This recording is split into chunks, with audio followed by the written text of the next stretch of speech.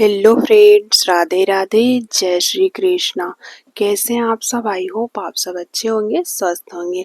तो आप सभी का मेरे भक्ति चैनल चांदनी 100 में बहुत बहुत स्वागत है। आशा करती हूँ आप लोग जिस तरह प्यार दिखा रहे हैं वैसे ही प्यार हमेशा दिखाएंगे। तो आज इस वीडियो में मैं आप सबको बताने वाली हूँ कि आषाढ़ मास में जो गुप्त नवरात्रि आती है वो नवरात्रि कब प्रारंभ हो रही है और पूजा कैसे करना है, कलश की स्थापना कैसे करना है और इसमें माँ भगवती को प्रसन्न करने के लिए पूजा की सारी विधि क्या है। तो इस वीडियो में मैं आप सबको गुप्त नवरात्रि, आषाढ़ की गुप्त नवरात्रि की सारी जानकारी देने वाली हूँ। तो आप लोग वीडियो को अंत तक जरूर से जरूर देखिएगा, क्योंकि ये वीडियो हो सकता है आपके लिए बहुत ज़्यादा इंफॉर्मेटिव हो। तो आप लोग वीडियो को पूरे ध्यान से जरूर सुनिएगा। तो चलिए शुरू करते हैं। जो नवरात्रि होती है साल में, आप लोगों को पता होगा कि 2 नवरात्रि आती है, लेकिन नवरात्रि 2 नहीं 4 नवरात्रि होती है। 2 नवरात्रि वो होती है जिसे सब लोग जानते हैं, जिसे हम प्रकट नवरात्रि कहते हैं, और 2 नवरात्रि ऐसी होती है जो गुप्त होती है, जिसे बहुत कम ही लोग जानते हैं। या उस नवरात्रि में भी धूमधाम से माँ भगवती की विशेष रूप से पूजा अर्चना करने से माँ भगवती अपने भक्तों के सभी कष्टों को दूर करके उनकी सभी मनोकामनाओं को पूर्ण करती हैं। तो माँ भगवती की पूजा कैसे करना है? अब इसका नाम से ही प्रतीत हो रहा है कि गुप्त नवरात्रि। तो गुप्त नवरात्रि का मतलब होता है कि आप लोग व्रत करें या ना करें, पूजा पाठ जब भी करें तो आप बिना किसी को बताए, यानी गुप्त तरीके से आपको इस नवरात्रि के व्रत का करना है।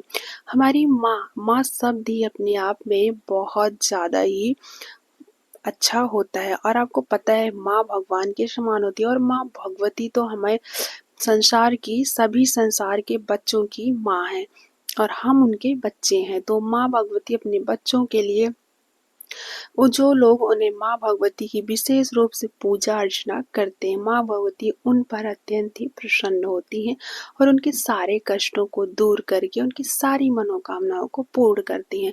तो गुप्त नवरात्रि में जिस तरह पूजा अर्चना किया जाता है, उसका जो पुण्य होता है आप प्रकट नवरात्रि से भी ज़्यादा प्राप्त कर सकते हैं। अब प्रकट नवरात्रि में क्या होता है कि हम कलश रखते हैं, ज्वारा बोते हैं और माँ भगवती की विशेष रूप से पूजा अर्चना करते हैं। और गुप्त नवरात्रि में भी ऐसे ही पूजा अगर संभव हो तो कर सकते हैं। लेकिन क्या है कि इसमें जो पूजा अर्चना होता है वो गुप्त तरीके से किया जाता है, यानी किसी को भी पता ना चले कि आप पूजा अर्चना माँ भगवती की कर रहे हैं। तभी आपको जो है पुण्य मिलेगा, आपको पूजा पाठ का तभी पुण्य मिलेगा। क्योंकि अगर आप कलश रखेंगे तो लोग देखेंगे आप पर, टोका टोकी करेंगे कि आप कलश क्यों रखी हो, या फिर ज्वारा बोएंगे, फिर भी जो है लोग टोकेंगे कि ज्वारा बोई हो, नवरात्रि है क्या है। आप ये बता सकते हैं कि गुप्त नवरात्रि, लेकिन पूजा पाठ आपको किसी को दिखा के नहीं करना है, आपको गुप्त तरीके से करना है, तभी आपको नवरात्रि का पुण्य मिलेगा। तो इसमें क्या है कि आप अगर कलश रखते हैं तब भी ठीक है, और नहीं भी रखते हैं तो भी कोई दिक्कत नहीं है। आप जो है जो दुर्गा सप्तशती का है उसका पाठ कर सकते हैं। अगर आप पाठ कर रहे हैं, ये नहीं कि आपको हमेशा कोई देख ही रहा है, और ज्वारा रखेंगे या फिर कलश रखेंगे तो कोई ना कोई देखेगा और टोका टोकी करेगा। लेकिन दुर्गा सप्तशती को आप पाठ कर सकते हैं और माँ भगवती की आरती पूजा अर्चना कर सकते हैं। विशेष रूप से व्रत रखना चाहते हैं तो रख भी सकते हैं, और नहीं मन है तो कोई दिक्कत नहीं है। बस जो भी पूजा पाठ करें बस गुप्त तरीके से करें। इतने में ही हमारी माँ भगवती प्रकट नवरात्रि से ज़्यादा ही इसमें प्रसन्न हो जाती हैं और ज़्यादा आपको पुण्य देती हैं और आप पर दया करती हैं। आपके सारे कष्टों को माँ भगवती पल भर में दूर कर देती हैं। तो फ्रेंड्स, अब ये जानते हैं कि गुप्त नवरात्रि का प्रारंभ कब हो रहा है। और कहा जाता है कि ये आषाढ़ और माघ महीने में, जैसे गुप्त नवरात्रि आती है 2 बार गुप्त नवरात्रि, एक बार आषाढ़ महीने में आती है और एक बार माघ महीने में। इसमें जो गुप्त नवरात्रि होती है इसमें अघोरी और जो तंत्र मंत्र विद्या वाले होते हैं वो लोग ज़्यादा ही करते हैं। अब आप ये कहेंगे आप हमें फिर क्यों बता रही? आप भी माँ भगवती को प्रसन्न कर सकते हैं और मनवांछित फल पा सकते हैं। लेकिन जो भी पूजा अर्चना करेंगे वो गुप्त तरीके से करेंगे। माँ भगवती सब पे प्रसन्न होती हैं। तो जो गुप्त नवरात्रि का प्रारंभ है वो 26 जून को हो रहा है और 4 जुलाई को समाप्त हो रहा है। यानी आपका जो गुप्त नवरात्रि का प्रारंभ आपको पूजा अर्चना शुरू करना है वो 26 जून 2025 में शुरू करना है और 4 जुलाई तक आपका नवरात्रि का समापन होगा। आप व्रत भी कर सकते हैं और अगर व्रत कर भी रहे हैं तो आपको ढिढोरा नहीं पीटना है, किसी को भी नहीं बताना है कि हम व्रत कर रहे हैं।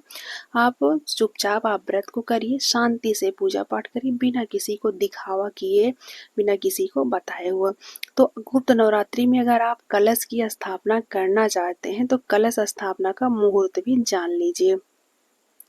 तो कलश की स्थापना का जो मुहूर्त है वो 26 को है, सुबह 11:56 से दोपहर 12:52 पर जो है कलश की स्थापना का मुहूर्त है। 26, फिर से सुन लीजिए, 26 जून को सुबह 11:56 यानी 12 बजे के बाद से 1 बजे तक आप कलश की स्थापना का जो मुहूर्त है, शुभ मुहूर्त है, उस मुहूर्त में आप कलश की स्थापना कर सकते हैं। अगर आप कलश की स्थापना करना चाहते हैं तो फ्रेंड्स ये थी गुप्त नवरात्रि के बारे में।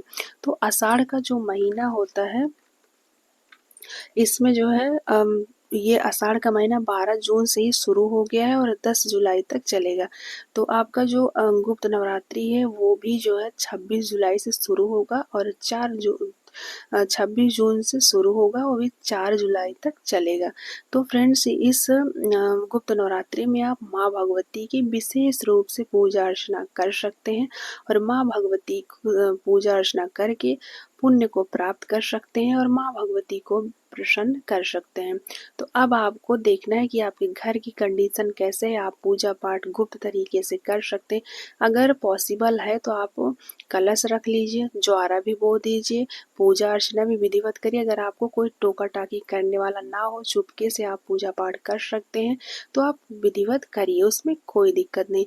लेकिन अगर आपके घर में ऐसा है कि कोई 4 लोग आते हैं, देखते हैं, टोका टाकी करते हैं, आपको दिक्कत है तो आप कलश मत रखिए, आप चुपचाप पूजा करिए, ज्वारा मत बोइए, पूजा अर्चना विशेष रूप से करिए। सुबह शाम माँ भगवती को प्रसन्न करिए, अपने मन वांछित फल को माता से कहिए। माता हमारे सभी बच्चों का ख्याल रखती है, अपने कष्टों माँ भगवती अपने बच्चों को कष्ट में नहीं देख सकती है। जैसे हमारी माँ होती है वो अपने बच्चों को कष्ट में नहीं देखती, वैसे हमारी भगवती माँ उस संसार की माँ है, वो किसी भी को भी कष्ट में नहीं देख सकती। तो आप विशेष रूप से गुप्त नवरात्रि की पूजा अर्चना करिए। मैंने बता दिया कि गुप्त नवरात्रि कब शुरू हो रहा है, कब समापन हो रहा है, कलश स्थापना का मुहूर्त भी बता दिया है।